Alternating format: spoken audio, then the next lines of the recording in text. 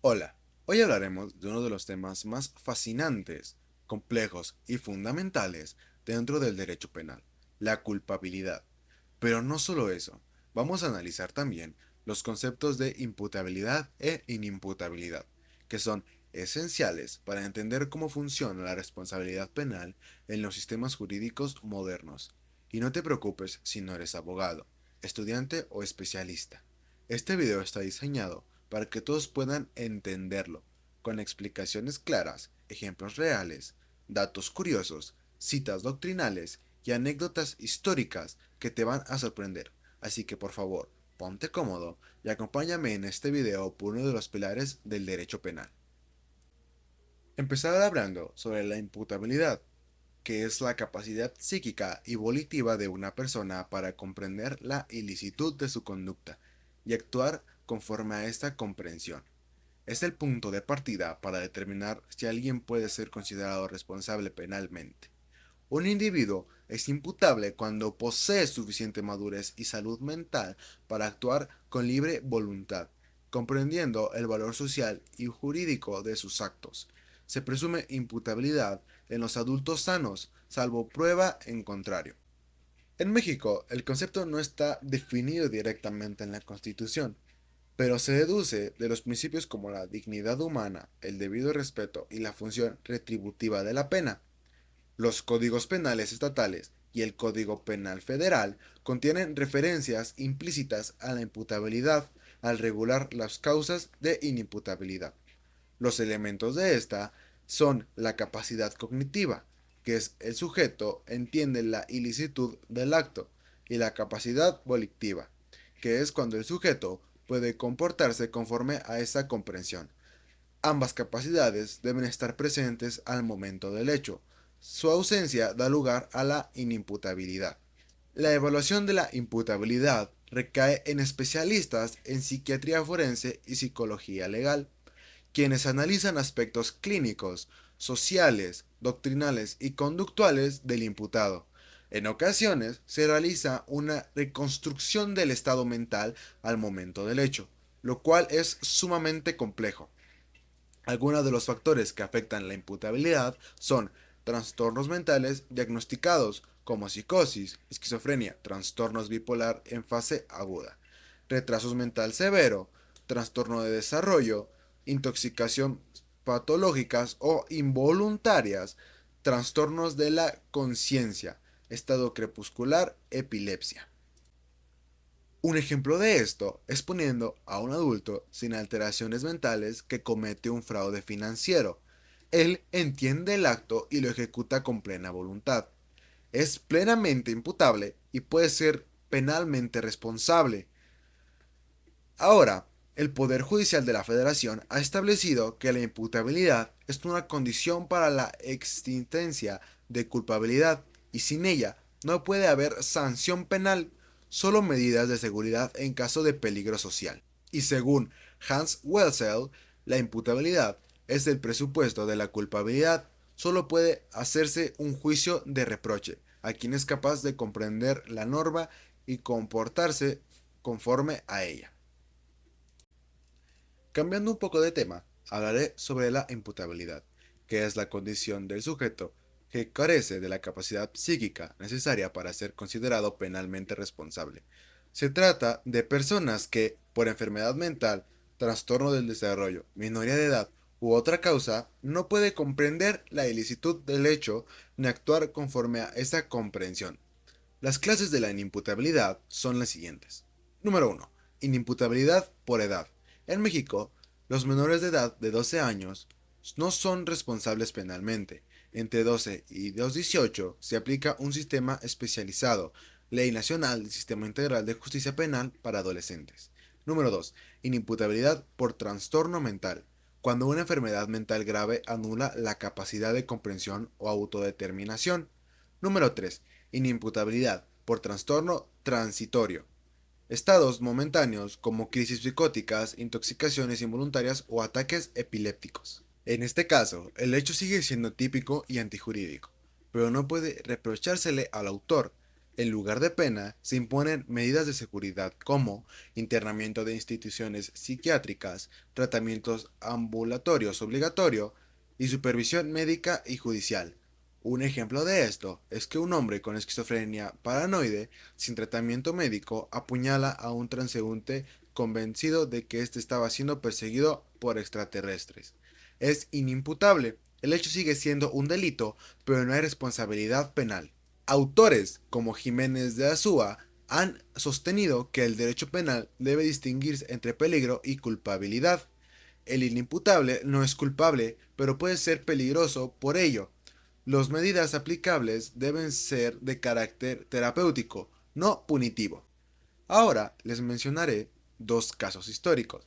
El primero es el de Anders Breivik, autor de una masacre en Noruega. Fue declarado imputable tras intensos debates sobre su salud mental.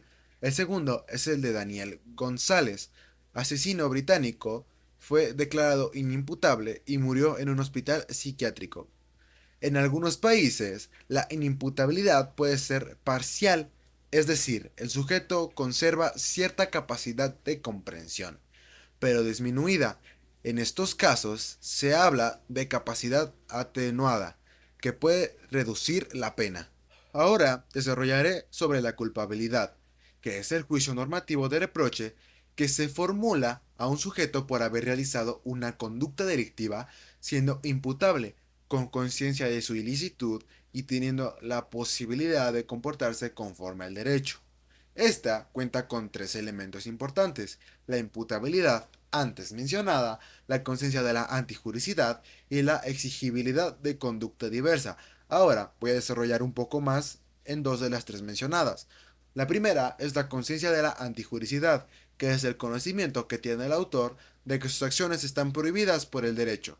Esta conciencia puede faltar por ignorancia o error.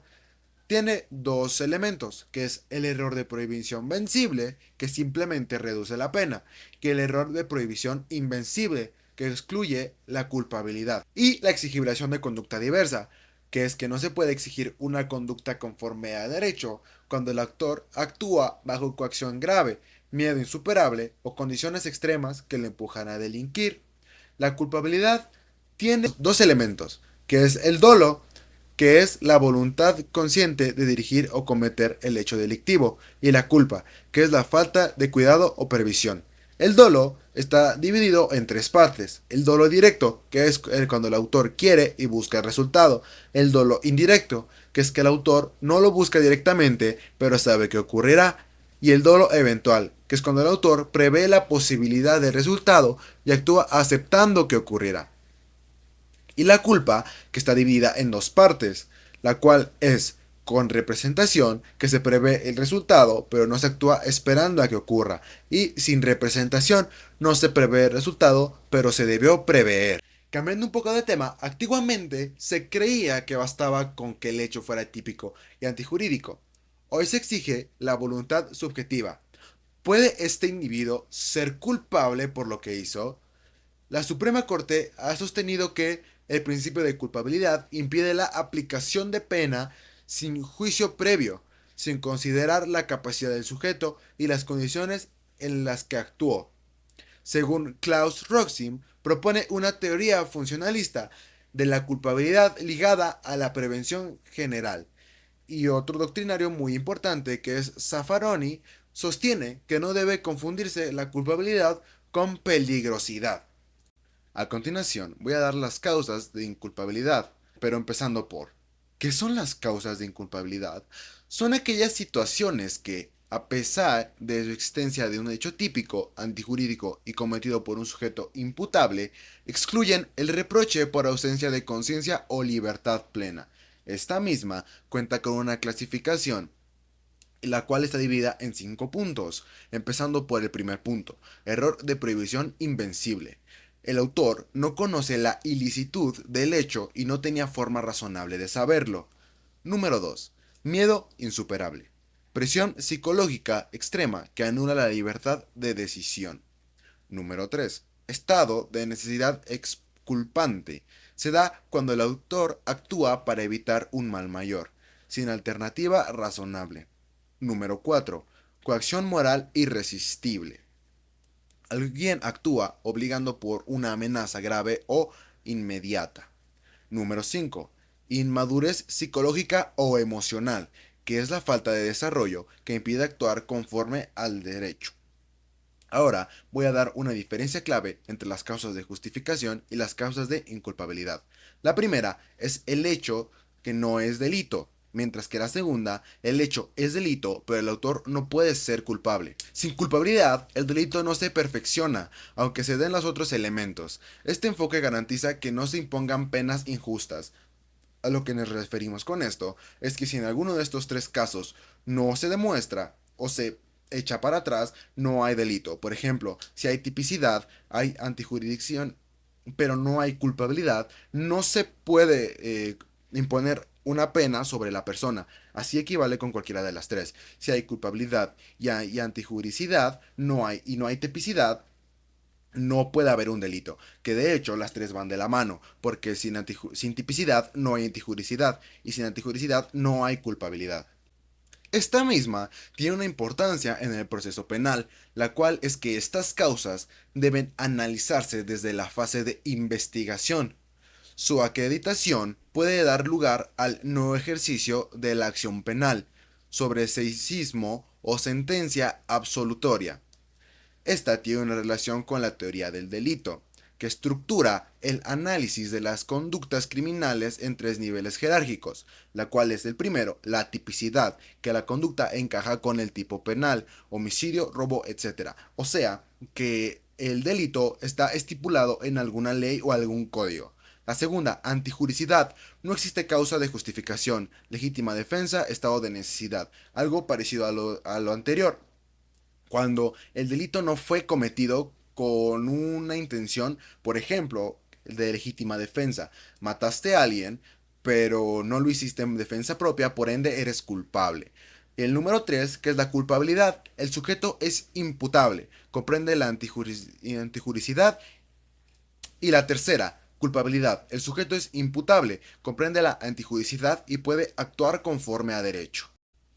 Un principio clave dentro de la culpabilidad y que yo no he mencionado es el actio libera in causa, que significa acción libre en su causa. Este principio establece que una persona no puede eludir su responsabilidad penal alegando un estado de inimputabilidad o interdicción si ella misma se colocó involuntariamente en este estado con la finalidad de cometer un delito. Un ejemplo de esto es alguien que se embriaga voluntariamente para después o con el objetivo de cometer un homicidio. Aunque en el momento del acto o del asesinato éste esté intoxicado, la causa de esta intoxicación fue deliberada y orientada al delito, por lo que se mantiene la responsabilidad penal. Este principio es clave para evitar imputabilidad por conductas que buscan burlar la ley de forma anticipada. En México, este criterio es aceptado en la mayoría de los tribunales. Algo que acabo de mencionar y que tampoco he dado su concepto como tal es el estado de interdicción. Y tú te preguntarás, ¿qué es el estado de interdicción? Bueno, el estado de interdicción es una condición jurídica en la que una persona pierde total o parcialmente su capacidad jurídica, es decir, su aptitud para ejercer derechos y asumir obligaciones por sí misma, debido a una discapacidad mental o intelectual. En el derecho penal, una persona en estado de interdicción puede no ser culpable. ¿Por qué te preguntarás? Porque no comprende el carácter ilícito de su conducta y o no puede actuar conforme a esa comprensión por su limitación cognitiva o volitiva. Ahora que hemos explorado los conceptos de imputabilidad, inimputabilidad, culpabilidad, causas de inculpabilidad y figuras como el acto libera in causa o el estado de interdicción, estamos en condiciones de entender algo esencial. El derecho penal no existe para castigar por castigar. Existe para castigar con justicia. Y esto solo es posible si se comprende quién comete el hecho, por qué lo comete, en qué condiciones lo hace y si podía actuar de otra manera. La culpabilidad, en este sentido, no es un simple requisito legal, es un escudo frente al poder punitivo del Estado, una garantía de que nadie será castigado si no tiene capacidad moral y jurídica para evitar el hecho. Un delito ya no es suficiente. No basta con que alguien robe, asesine o defraude. El derecho penal moderno exige saber si esa persona realmente entendía lo que hacía, si podía resistirse, si lo hizo por voluntad libre o bajo presión, miedo, error o enfermedad. Imaginemos dos personas que matan a alguien. Una lo hace planeadamente, con dolo directo, sabiendo que es un crimen y queriéndolo cometer. La otra lo hace durante un brote psicótico, sin contacto con la realidad, creyendo que se está defendiendo de un monstruo imaginario.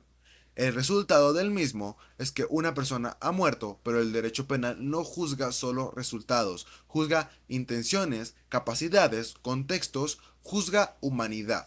Toda la teoría de la culpabilidad se apoya en un principio filosófico profundo. Solo es culpable quien pudo haber actuado conforme a la ley. De lo contrario, no hay responsabilidad personal, solo causalidad. Este principio tiene raíces en la filosofía de Kant, Hegel y en el pensamiento ilustrado que dio origen al derecho penal liberal. Beccaria, en su obra de los delitos y las penas, ya decía que la pena sin culpabilidad es tiranía, porque castiga a quien no puede actuar libremente. Y esta idea ha sido reforzada por autores contemporáneos, como lo son Roxin, quien sostiene que la culpabilidad es una expresión de respeto a la dignidad humana.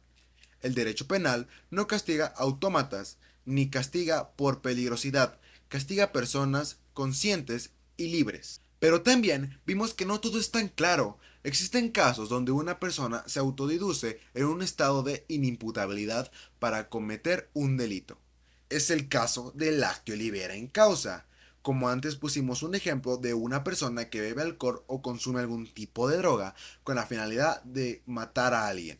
En estos casos, aunque esté fuera de sí, al momento del acto, la causa de esa situación fue voluntaria y orientada al delito.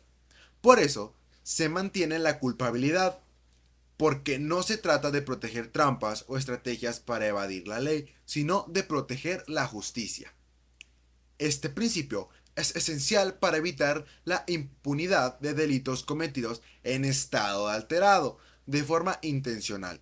Y aunque su aplicación es compleja, es una función que refuerza el equilibrio entre protección y reproche. También revisamos el estado de interdicción, una figura jurídica del derecho civil, pero con relevancia penal. Una persona declarada interdicta por demencia, discapacidad intelectual profunda o enfermedades mentales graves puede no tener capacidad para celebrar actos jurídicos, pero ¿eso implica automáticamente que no es imputable penalmente? La respuesta es que no. La imputabilidad penal no se presume automáticamente por el Estado civil. Debe analizarse si, en el momento del hecho, la persona tenía capacidad para entender su conducta y actuar de acuerdo con esa comprensión. Hay personas interdictas que conservan momentos de lucidez o grados de funcionalidad que requieren evaluación pericial. Esto muestra que el sistema jurídico debe ser matizado y individualizado y no depende de etiquetas o dictámenes previos. Cada caso es único y así debe tratarlo el juez penal. Ahora te quiero preguntar, ¿qué pasa con la culpa por resultado y la peligrosidad? Otro aspecto importante es la diferencia entre culpabilidad y peligrosidad, que es algo que tenemos que aclarar. La culpabilidad se refiere al juicio sobre lo que el autor hizo, cómo lo hizo y si podría actuar diferente. La peligrosidad se refiere a lo que el autor podría hacer en un futuro. El derecho penal moderno se basa en el hecho cometido, no en la personalidad del autor. Por eso, se dice que el sistema debe ser de derecho penal del hecho, no del autor. Esto evita castigos desproporcionados o basados en estigmas sociales, psiquiátricos o culturales. Aún así, en algunos casos, como los de medios de seguridad, la peligrosidad sí puede ser considerada, pero nunca como base de una pena, sino como criterio para prevenir futuros delitos desde una lógica terapéutica no represiva. Todo esto nos lleva a la conclusión de que el derecho penal es una herramienta delicada, puede proteger derechos o destruirlos. Todo depende de cómo se use. Por eso, conceptos como culpabilidad, imputabilidad e inimputabilidad no son tecnicismos fríos, sino garantías fundamentales de humanidad y equidad. sirven para que el poder punitivo no sea desproporcionado, injusto ni arbitrario. No se trata de justificar el delito, se trata de entender al delincuente como ser humano, con mente, emociones, historia y circunstancias. Y, desde ahí, castigar cuando sea justo y comprender cuando sea necesario.